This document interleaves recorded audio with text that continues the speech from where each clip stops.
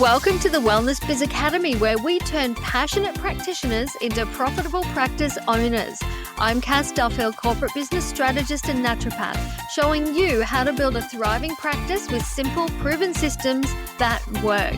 Let's create the practice that you long to have, because it's time to start living your passion and growing your practice.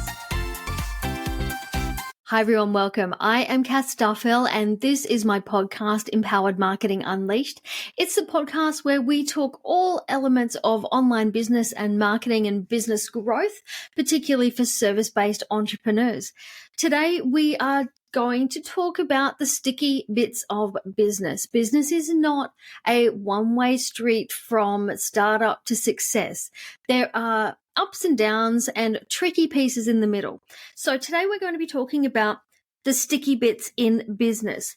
No matter where you are or what stage of business that you're at, there are challenges, there are levels, there are learnings. And that's what we're talking about today. I'm going to be sharing these with you. I call them the sticky bits because they're the bits of business where you have a choice. You can have a choice to learn, make change, grow, move forward. They tend to be the spaces where we're faced with a challenge or we have a choice to make. What I'm sharing with you today are some of the things that I've experienced myself. Now, I have been in business for just over 2 decades. I have a lot of experience in different realms and different industries that I can bring to the table here. I'm also going to be sharing some of the common sticky bits that I see my clients dealing with in their businesses. Today, I've got 10 areas for you that we're going to be talking about, what these sticky bits of business are, and how we can overcome them to keep moving forward. Because the goal in business is to always keep focused on our end goal, what's that end result we're aiming for, and to keep forever pushing forward to make it to that. With that said, let's dive in. Sticky bit of business number 1 is not standing out as a personal brand. This year particularly, we're finding that personal brands are still growing, they're still achieving. Some of what they're calling faceless brands aren't going so well. People want to know who they're buying from. They want to understand who that person is. Not standing out as a personal brand is a mistake that I made early on in business when I was starting my naturopathic clinic. And it is something that I was wary of when I came into this business as well. For me, standing out as a personal brand, showing who you are, I don't have any fear around that. I'm very confident, happy to share all of that. But for me, there was a reason why I held back. And I did have a fear. I really did have a fear. And that fear was actually quite valid. I'm going to share a really personal story around this just so you can understand where I'm coming from with it. But for me, not standing out as a personal brand was also about personal safety. Because I had had a stalker for a very, very long time, actually over 25 years. And it was a concern of mine because I was starting this business as a solo parent on the back of a divorce. And it was a worry to me that I was going to become too visible and that potentially this person from the past might be able to find me again. So I deliberately came out and stood behind my clinic.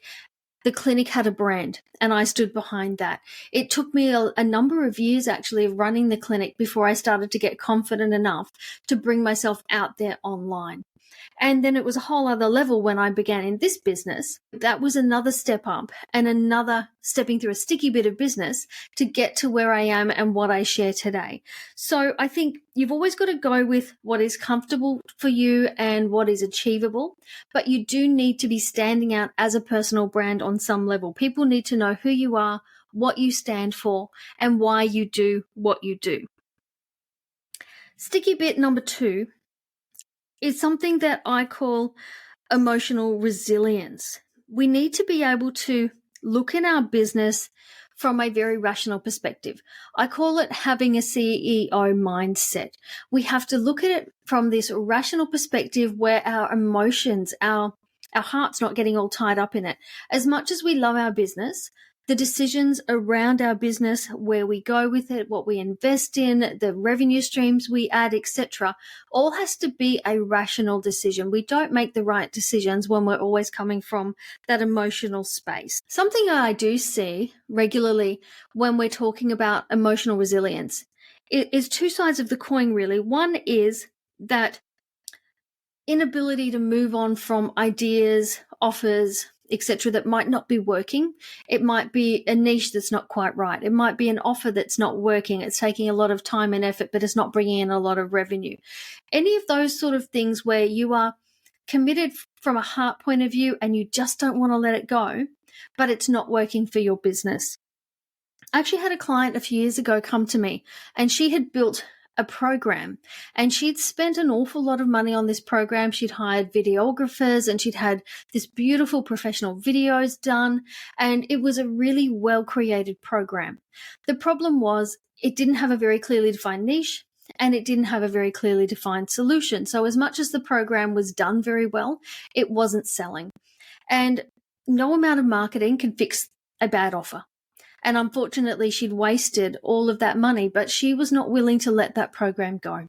So it was about 2 years she continued to try with that program before she realized and accepted that no, it actually wasn't going to work in the format that she had it. And this happens a lot. We can continue with something that's not working because we've put a lot of time into it. We've put passion, we've put energy, we might have invested money. And it can be hard for those reasons to let those things go. I know I did this as well in my naturopathic clinic. I was offering a service, a program, a nutritional program actually, that I didn't enjoy delivering. But I'd invested in the training and it wasn't very cheap, so I wanted to keep delivering it. I'd put money on the table and I wanted to see it through. But what I had to accept was that this wasn't the right offer for me to be delivering. I wasn't passionate about it, and it meant that I wasn't getting the right clients. So I had to make the decision to let that go. So that's something about being in business. We have to put that emotional side to the side so we can make those rational decisions. I always come back to the thought of, if you were working in somebody else's business, if you had a boss, you had a manager, and you had to take this to that manager to justify the decisions that you were making, would you make the same decisions in your business that you're doing right now? It's a great exercise to partake in to see if you had to put this through someone else's authority, if you would still be making these same decisions.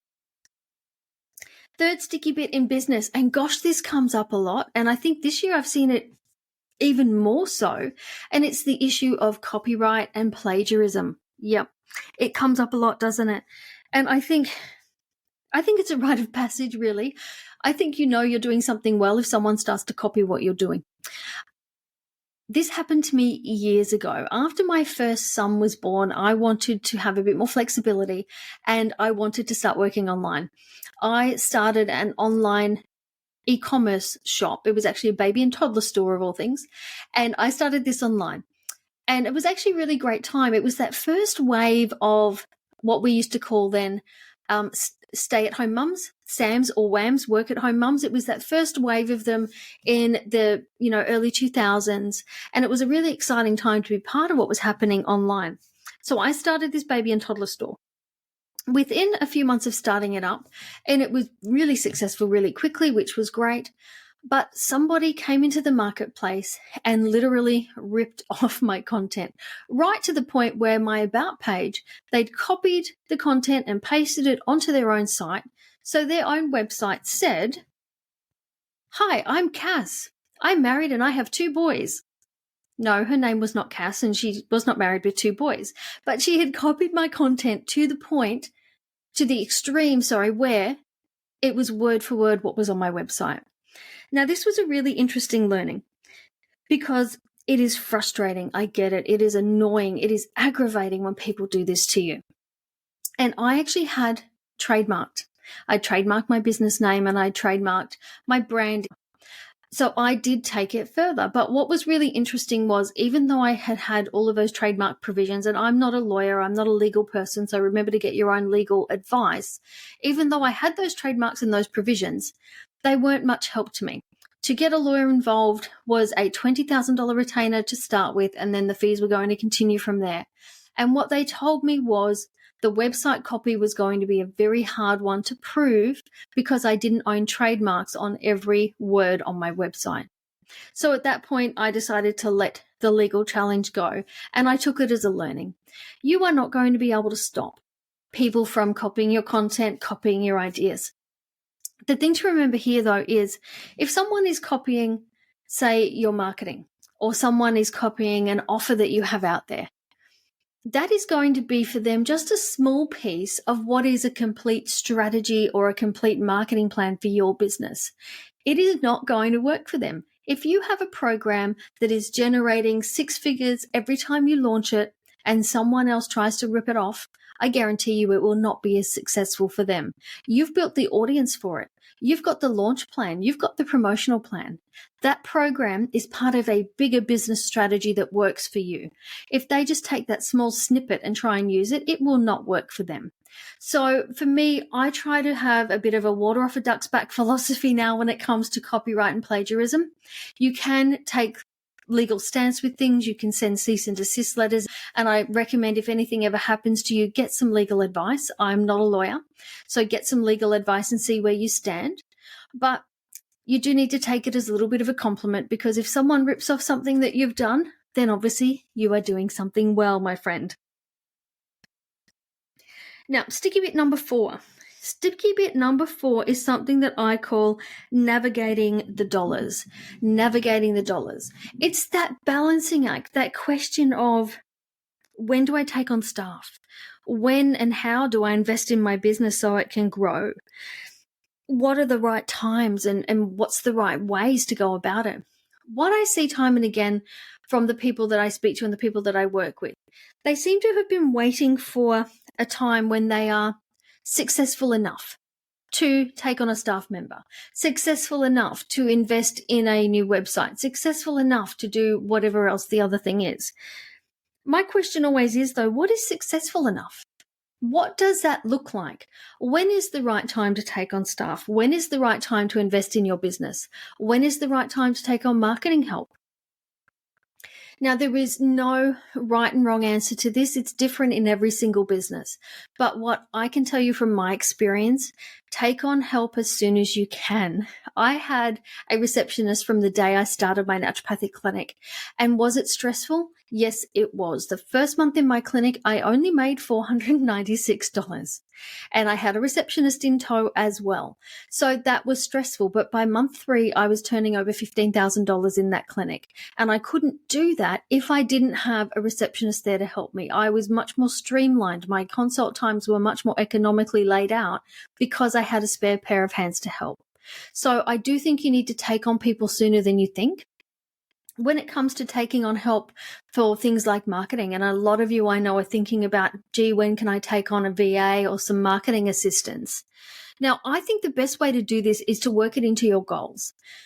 So instead of waiting for a point to hit successful enough, whatever that is, I think it's much better to set goals in terms of, when I've got 5 new clients on the books, I will take on a VA for 10 hours.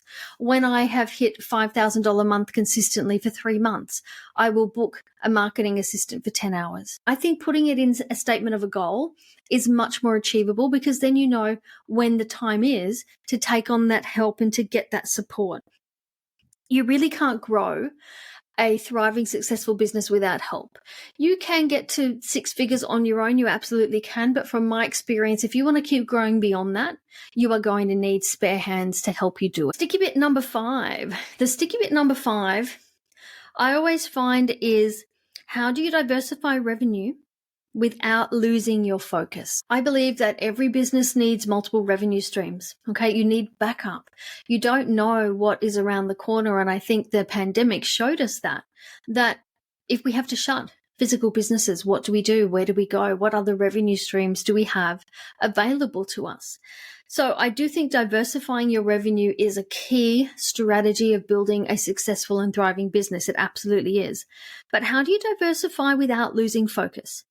It is very easy to get caught up in shiny object syndrome. I know you've probably experienced it. I've experienced too. It's easy to get excited by those great new ideas and to run off on a tangent and start activating those while other elements of our business are not working as well as they probably should be. The key here is to have a clear strategy. Have a plan. A strategy is just a plan. Don't let the word strategy scare you. It's just a plan. And it's a plan of what you're going to activate and when, so you know what to work on at any given time. For example, in my business, I actually have a process here. I call it sell, promote, create. For every month of the year, I list what am I selling, what am I promoting, and what am I creating. Because I'm still bringing out new offers in my business, and I will be for the next 18 months. And then at that point, my business will be fully built out. So it's an exciting time, always new things happening. But I've got this really detailed plan, so I know what I'm selling every month, what I need to be promoting in my marketing, and what I need to be creating to make sure that those new offers are coming through. Sticky part of business number 6. The negative complaints, the negative feedback. How do we navigate those? The first time you get a complaint or negative feedback, it can really hit you for 6. It can be such a surprise and such a shock. And you can be left reeling and wondering, oh my gosh, what do I do now? I have seen business owners with one negative complaint, one negative piece of feedback go, right, that's it. I'm closing up. I'm not doing it anymore. I'm done. Okay, so we want to make sure we're not in that court. We want to be prepared. You will get complaints and you will get negative feedback. It's just par for the course. You won't be everybody's cup of tea, and that's fine.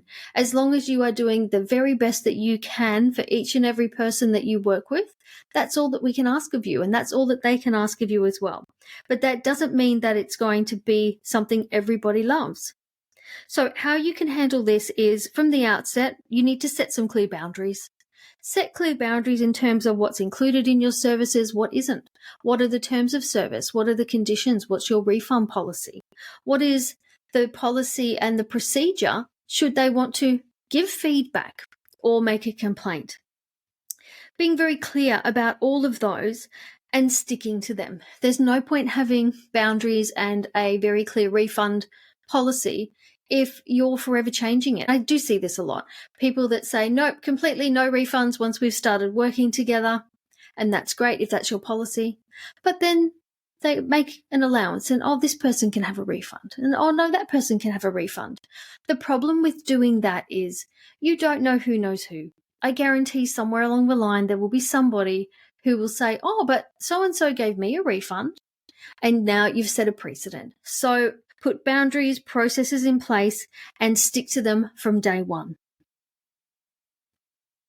Sticky bit number 7. Sticky bit number 7 is the overwhelm of being in business. As a business owner, you are running the business. You are handling the clients. You're helping the clients. You're marketing the business. You're doing the admin. You all of a sudden are wearing lots of different hats, and that can become very overwhelming. To overcome this, though, what I found works really well is focusing on doing less things, but doing them to the best of your ability. For example, instead of trying to be everywhere when you're marketing your business, you don't have to be everywhere. Pick a few key platforms and spaces and do those really well. Once you get confident and capable with doing those, then you can think about adding some other activities, channels, or streams to your marketing plan. The same in business. You might have ideas that you want to add a lot of different programs and packages and courses, and that's fantastic. But start small and start where you are. Get your base services down pat and make sure they're working really well. Then what's the next logical one to add to your business? Stop trying to do them all at once. You will end up overwhelming yourself and you'll end up not doing it. So the next logical step, if you're working currently now one-to-one, might be a short DIY program that people could do for themselves. It might be a 12-week group program. Whatever that next step looks like, it's about focusing on doing less things, doing them better, and doing them to completion. So finish one task before you move on to the next. And that's how you'll start to move away from that overwhelm. Now, number 8 actually relates to something we talked about before. When we talked about emotional resilience, we did talk about having a bit of a CEO mindset. This is an extension of that. So sticky bit number 8 is what I call the budget blowout. The budget blowout.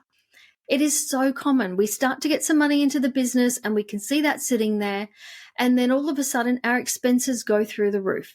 We buy courses, we buy programs, we get new tech, we go to conferences, we go to expos. All of a sudden, our expenses blow out, our profit margin decreases substantially, and our business that could have been viable is not. The key to this sticky bit of business is to be really fair with yourself and really honest with yourself. If you had to submit these expenses to a manager, if you were working in a job, would you be asking to go to this conference? Would you be asking to do this modality, this certification? Would you be buying this piece of equipment? Would you be buying this piece of technology? If the answer is no, then don't do it. You need to be working towards a business that's viable, and you won't be able to get one that is viable if your expenses are too high. I always like to run my business as lean as possible on the lowest expenses possible, because then that shows you how much you have to invest for growth. That money should be going towards hiring staff, getting an assistant, getting VA help, instead of your next conference or modality. Number 9, sticky bit number 9 is about just being middle of the road, bit of a fence sitter, because you need to stand for something. If you want to show up online and stand out online, then you need to stand for something. Being vanilla won't get you traction online.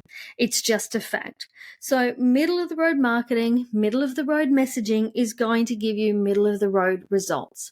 You need to be really clear in your marketing, in your messaging, and the things that you offer, and stand up for something. Now, it doesn't mean that you have to be uniquely different to everybody else out there, but you have to have your own take on it. For example, in this business, when we're talking about marketing, I focus on making marketing achievable for you, balancing your life, your requirement, your responsibilities. And it's about creating something that's achievable, regular, and consistent. Whereas that's very different to other marketing people out there that are telling you that you need to master TikTok or that you need to stand out on Instagram and become an influencer. So I have a very different tact when it comes to marketing. And the same can be said in your business. Number 10, sticky bit number 10. So we're at number 10 now. We're at the end of the list. Sticky bit number 10.